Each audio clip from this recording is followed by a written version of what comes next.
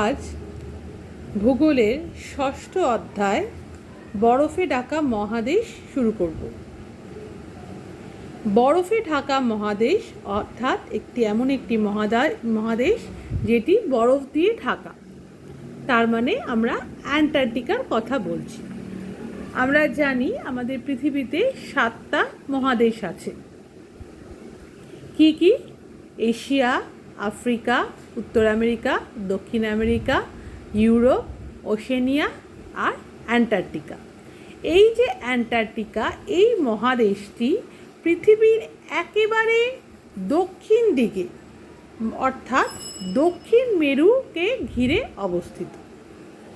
আমরা একটু বইটা দেখি, তাহলে বুঝতে পারবো। পৃথিবীর মানচিত্রের একবারে দক্ষিণে সাদা রঙের একটি অঞ্চল আছে, সেই অঞ্চলটাই হচ্ছে এই মহাদেশ। 1820 সালে প্রথম জানা যায় যে পৃথিবীর দক্ষিণ মেরুতে বা কুমেরুতে রয়েছে বরফে ঢাকা একটি বিশাল ভূখণ্ড। ঠিক আছে, একটু আগে আমরা ম্যাপটা দেখে নিই, এটার অবস্থানটা দেখলে বুঝতে পারবে পৃথিবীর ম্যাপে। এটা ধরো পৃথিবী, এটাই হচ্ছে পৃথিবীর ম্যাপ, গোল পৃথিবী। এটা পৃথিবীর একটা দিক, উল্টো দিকটা এটা পাচ্ছি। এই যে এটা উত্তর মেরু, এটা দক্ষিণ মেরু, উত্তর মেরু দক্ষিণ মেরু। এই দক্ষিণ মেরুকে ঘিরে এই যে সাদা রঙের যে ভূখণ্ডটা, এটাই হচ্ছে অ্যান্টার্কটিকা। এই পৃথিবীর এই দিকটা এই অংশটা, আর পৃথিবীর যদি উল্টো দিকটা আমরা দেখি, মানে গ্লোবের ওই দিকটা, সেখানে বাকি এই অংশটা। তার মানে পুরো উত্তর মেরুটাকে পুরো দক্ষিণ মেরুটাকে ঘিরেই রয়েছে এই অ্যান্টার্কটিকা মহাদেশ। এই উত্তর মেরু, এই দক্ষিণ মেরু, একদম দক্ষিণ মেরুকে ঘিরেই এই অ্যান্টার্কটিকা মহাদেশ, যাকে আমরা বলছি বরফে ঢাকা মহাদেশ। এটি বরফে ঢাকা থাকে সারা বছরই, সেই জন্যই কিন্তু এটি এই পৃথিবীর মানচিত্রে এটিকে সাদা রং দিয়ে দেখানো হয়। দেখো, আর কোনো মহাদেশ, এই যে এশিয়া বলো, ইউরোপ বলো, আফ্রিকা বলো, উত্তর আমেরিকা, দক্ষিণ আমেরিকা বা ওশেনিয়া, কোনো মহাদেশ কিন্তু এই সাদা রং না। একমাত্র এই অ্যান্টার্কটিকা মহাদেশটি কিন্তু সাদা রং দিয়ে মানচিত্রে দেখানো হয়।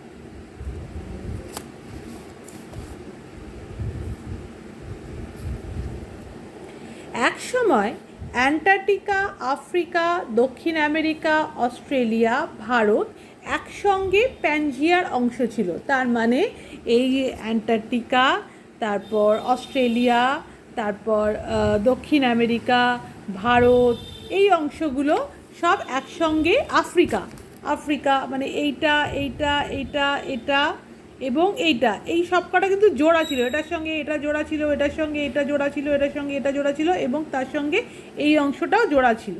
জুড়ে একটা বিশাল ভূখণ্ড ছিল, যার নাম ছিল প্যানজিয়া। পরবর্তীকালে প্যানজিয়া ভেঙে যায়, এবং তখন এই ভাঙা অংশটা, এখানে যে ভাঙা অংশটা ছিল, সেটা আস্তে আস্তে ভাসতে দক্ষিণ মেরুর কাছে এসে এই অ্যান্টার্কটিকা মহাদেশ নামে চিহ্নিত হয়।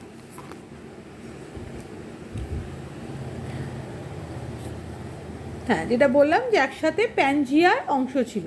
প্রায় 20 কোটি বছর আগে মহাদেশে সঞ্চরণের ফলে এই প্যানজিয়া ভেঙে অ্যান্টার্কটিকা দক্ষিণ মেরুতে চলে আসে।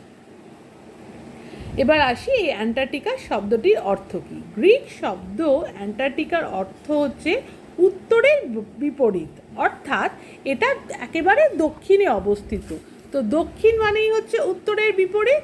যেহেতু এটা উত্তর মেরুর ঠিক একদম বিপরীত দিকে, অর্থাৎ দক্ষিণ মেরুতে অবস্থিত, তাই এটাকে অ্যান্টার্কটিকা নাম দেওয়া হয়েছে, যার মানে হচ্ছে উত্তরের বিপরীত। দক্ষিণ মেরুবিন্দু থেকে 60 ডিগ্রি দক্ষিণ অক্ষরেখার মধ্যে প্রায় গোলাকার এই মহাদেশটি কুমেরু বৃত্তরেখা এবং কুমেরু সাগর দিয়ে ঘিরে, মানে কুমেরু সাগর এটাকে ঘিরে রেখেছে। দেখো, এটার চারিপাশে কিন্তু এই কুমেরু সাগর রয়েছে। ঠিক আছে, এই সাগরটাই হচ্ছে কুমেরু সাগর। হ্যাঁ, এবং এটা এই কুমেরু বিন্দুটাকে ঘিরে রেখেছে। ঠিক আছে, এবং কুমেরু বৃত্তটাও কিন্তু এই অ্যান্টার্কটিকার মধ্যেই মানে পড়ছে। এই দেখো, 60 ডিগ্রি, এই যে এই 60 ডিগ্রি,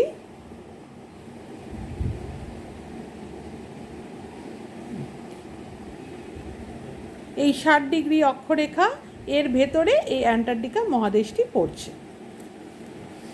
এবং এটিকে ঘিরে রেখেছে কুমেরু, এই যে আর্কটিক সার্কেল দেখতে পাচ্ছ, এই যে কুমেরু বৃত্ত, ঠিক আছে, এর ভেতরেই কিন্তু এই অ্যান্টার্কটিকা মহাদেশটি পড়ছে।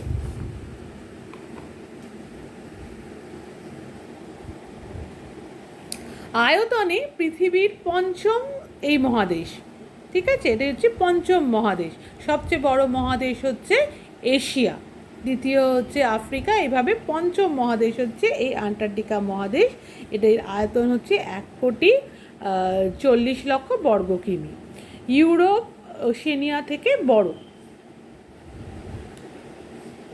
পৃথিবীর উচ্চতম, শীতলতম, শুষ্কতম, দুর্গম মহাদেশ হচ্ছে এই অ্যান্টার্কটিকা, মানে সবচেয়ে ঠান্ডা, সবচেয়ে শুষ্ক, মানে একদম বৃষ্টিপাত হয় না, এবং সবচেয়ে দুর্গম, মানুষ প্রায় ওখানে থাকতে পারে না বললেই চলে, এই অ্যান্টার্কটিকা মহাদেশ। ক্যাপ্টেন স্কট শ্যাকলটন অ্যামুন্ডসেন এই মহাদেশের একটি অঞ্চল খুঁজে পান, মানে এই মহাদেশটা কিন্তু একসঙ্গে আবিষ্কার করেন না, এক একজন ব্যক্তি এক এক সময় গিয়ে মহাদেশটার একটি অংশ আবিষ্কার করেন।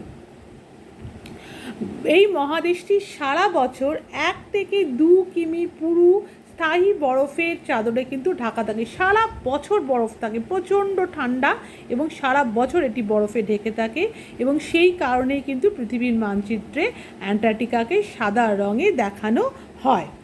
তাই অ্যান্টার্কটিকার আরেক নাম হচ্ছে সাদা মহাদেশ। এই অ্যান্টার্কটিকাতে মানে সাধারণত একদম এরকম বরফে ঢাকা থাকে, এবং এটা মানে বরফের রাজ্য, মানুষ সেখানে প্রায় থাকেই না বললে চলে, এবং এই এরকম পেঙ্গুইন এবং আরও কিছু প্রাণীদের বাস এই মহাদেশে। পুরো মহাদেশটি একটি বিশাল উঁচু মালভূমি, যার উচ্চতা 2000 থেকে 5000 মিটার। এই পুরো মহাদেশটা কিন্তু একটা বিশাল বড় উঁচু মালভূমি। মহাদেশের মানে বেশ উঁচু মালভূমি, 2000 থেকে 5000 মিটার উঁচু, মানে মালভূমি অনুযায়ী এটা বেশ উঁচু। মহাদেশের পশ্চিম দিকটা একটু সংকীর্ণ, এবং পূর্ব দিকের অংশটা কিন্তু প্রশস্ত। বহু সাগর, উপসাগর, দ্বীপপুঞ্জ মহাদেশটিকে ঘিরে রেখেছে। একদম চারিদিকে দেখতেই পাচ্ছ জল, এবং চারিদিক দিয়ে নানা রকম সাগর, মহাসাগর এবং উপসাগর, এই চারিদিক দিয়ে ঘেরা রয়েছে এই মহাদেশটি। প্রশান্ত মহাসাগরের রস উপসাগরের তীরে এই মাউন্ট এরেবাস অ্যান্টার্কটিকার জীবন্ত আগ্নেয়গিরি। এই অ্যান্টার্কটিকার জীবন্ত আগ্নেয়গিরি মানে অত ঠান্ডার জায়গা, বরফে ঢাকা, কিন্তু এই আগ্নেয়গিরিটি কিন্তু জীবন্ত, এই মাউন্ট এরেবাস, এবং এখান থেকে মাঝে মধ্যেই লাভা এবং একদম আগুন বেরোয় এই আগ্নেয়গিরি থেকে। ভিনসন ম্যাসিভ 4,897 মিটার অ্যান্টার্কটিকার সর্বোচ্চ শৃঙ্গ। এটা হচ্ছে অ্যান্টার্কটিকার ভিনসন ম্যাসিভ, হচ্ছে অ্যান্টার্কটিকার সর্বোচ্চ শৃঙ্গ। বিশাল বিশাল হিমবাহ রয়েছে এই মহাদেশে। হিমবাহ মানে একদম বরফের নদী যাকে বলা হয়, এবং এই মানে প্রচুর পুরো বরফেই ঢাকা, এবং এরকম বিশাল বিশাল হিমবাহ দিয়ে একদম ঢাকা রয়েছে এই মহাদেশটি। এই হিমবাহগুলোর মধ্যে ল্যাম্বার্ট হিমবাহ হচ্ছে পৃথিবীর দীর্ঘতম হিমবাহ। এই দীর্ঘতম হিমবাহটি কিন্তু এই অ্যান্টার্কটিকা মহাদেশেই অবস্থিত। এই যে আমাদের বইয়ে যে ম্যাপটি দেওয়া আছে, এই দেখো ভিনসন ম্যাসিভ, এটি হচ্ছে এই অ্যান্টার্কটিকা মহাদেশের সবচেয়ে উঁচু শৃঙ্গ, এবং দেখো চারিদিকে অনেক রকম সাগর, উপসাগর দিয়ে ঘেরা, ঠিক আছে। এই দেখো ওয়েডেল সাগর, তারপর ভারত সাগর, মহাসাগর, এরকম চারিদিক দিয়ে নানা রকম সাগর, উপসাগর, কুমেরু সাগর এদিকে আছে, চারিদিক দিয়ে ঘেরা। চিরস্থায়ী বরফে ঢাকা এই মহাদেশটি পৃথিবীর শীতলতম অঞ্চল। এটা বলাই বাহুল্য, যেহেতু এটা সারা বছরই বরফে ঢাকা, তার মানে বোঝাই যাচ্ছে যে এটা প্রচণ্ড ঠান্ডার জায়গায়, এমনকি এটাকে মানে এটা পৃথিবীর সবচেয়ে ঠান্ডার জায়গা, শীতলতম অঞ্চল। সারা বছরই হিম শীতল আবহাওয়া, কনকনে ঠান্ডা বাতাস আর তুষারঝড় চলে এই মহাদেশের উপর দিয়ে। সারা বছরই প্রচণ্ড ঠান্ডা, তুষার ঝড় হচ্ছে বরফের ঝড়, এবং মানে কনকনে ঠান্ডা এবং শীতল আবহাওয়া। শীতকালের তাপমাত্রা -40°C থেকে -75°C পর্যন্ত নেমে যায়। ভাবা যাচ্ছে, আমরা ভাবতেই পারি না। আমাদের এখানে, আমাদের কলকাতায় যারা আমরা থাকি তাদের, বা পশ্চিমবঙ্গেই মোটামুটি যদি ধরি বেশিরভাগ জায়গায় কিন্তু 8-9 ডিগ্রি শীতকালে তাপমাত্রা হলে আমরা শীতে কাঁপি। সেটা 8-9 ডিগ্রি, তার থেকে নেমে গিয়ে 0 ডিগ্রি, সেখানে যখন বরফ হয়ে যায় 0 ডিগ্রিতে, এবং 0 ডিগ্রির থেকে কতটা কম, -40 থেকে -75। সুতরাং এটা যে কতটা ঠান্ডা সেটা আমাদের মানে কল্পনারও অতীত। রাশিয়ার গবেষণা কেন্দ্র ভস্টক এর সর্বনিম্ন, ভস্টকে মানে এই রাশিয়ার যে গবেষণা কেন্দ্র এই ভস্টকটি এই মহাদেশে অবস্থিত, এবং এই ভস্টকের তাপমাত্রা হচ্ছে পৃথিবীর সবচেয়ে কম তাপমাত্রা। এখানকার সবচেয়ে কম তাপমাত্রা হচ্ছে -89.2 ডিগ্রি সেলসিয়াস। এটা মাথায় রাখবে, -89.2 ডিগ্রি সেলসিয়াস। এটা পৃথিবীর শীতলতম স্থান। এই ভস্টক হচ্ছে পৃথিবীর শীতলতম স্থান। এখানে কোনো মানুষ নেই, মানে জনবসতিহীন, লোকে কিন্তু এখানে বাস করে না, মানে বাস করা সম্ভবই না এরকম ঠান্ডার জায়গায়। হ্যাঁ, ওখানে গবেষণা হয়, মাঝে মধ্যে মানুষ যায় গবেষণার কারণে, কিন্তু কোনো স্থায়ী বসবাস কিন্তু এখানে নেই। এইখানে মে থেকে আগস্ট কিন্তু সূর্য দেখা যায় না, 24 ঘন্টায় অন্ধকার। যেহেতু দক্ষিণ মেরুতে অবস্থিত, সেহেতু এই মে থেকে আগস্ট মাস, মানে এই সময়টা হচ্ছে ওখানে শীতকাল, এবং এই শীতকালে কিন্তু ওখানে সূর্য দেখা যায় না। আমাদের যেমন এই মে, জুন, জুলাই এগুলো গরমকাল, ওদের ওখানে ওই সময়টা শীতকাল থাকে দক্ষিণ গোলার্ধে। আমরা তো উত্তর গোলার্ধে অবস্থিত, ভারত উত্তর গোলার্ধে অবস্থিত, তো উত্তর গোলার্ধে এই সময়টা শীতকাল। এবং অ্যান্টার্কটিকায় কিন্তু এই মে থেকে আগস্ট মাসে এই শীতকালটায় কিন্তু সূর্য দেখাই যায় না, মানে সব সময় রাত, সব সময় অন্ধকার, আকাশে সূর্য দেখা যায় না। এই সময় মাঝে মাঝেই আকাশ জুড়ে সবুজ, নীল, লাল, রামধনু রঙের আলোর ছটা দেখা যায়, যাকে বলা হয় মেরুজ্যোতি। এটা খুব অপূর্ব লাগে দেখতে। এটা যেহেতু সবসময় অন্ধকার, তো এরকম আকাশে মাঝে মাঝে এই মেরুজ্যোতি দেখা যায়। মেরু অঞ্চলে এই ধরনের জ্যোতি দেখা যায়। গ্রীষ্মকাল এখানে নভেম্বর থেকে ফেব্রুয়ারি মাস, যখন আমাদের উত্তর গোলার্ধে শীতকাল হয়, ওদের ওখানে দক্ষিণ গোলার্ধে তখন গ্রীষ্মকাল হয়। তো ওই গ্রীষ্মকাল নভেম্বর থেকে ফেব্রুয়ারি মাস, তখন একটুখানি বদলায় অবস্থাটা, তাপমাত্রা কিছুটা হলেও বাড়ে, তবুও সেটা কিন্তু -20 ডিগ্রি সেলসিয়াস, মানে যেখানে -40 থেকে 70 ছিল সেখানে উঠে গিয়ে -20-তে আসে, কিন্তু তার বেশি কিন্তু ওঠে না, 20-তে এসে পৌঁছায়। আকাশে তখন কিন্তু আবার গ্রীষ্মকালে কিন্তু আবার, মানে এই নভেম্বর থেকে ফেব্রুয়ারি মাস যখন ওদের গ্রীষ্মকাল, তখন কিন্তু আকাশে 24 ঘন্টা সূর্য দেখা যায়, মানে তখন কিন্তু রাত হয় না, তখন আবার সব সময় দিনের আলো থাকে।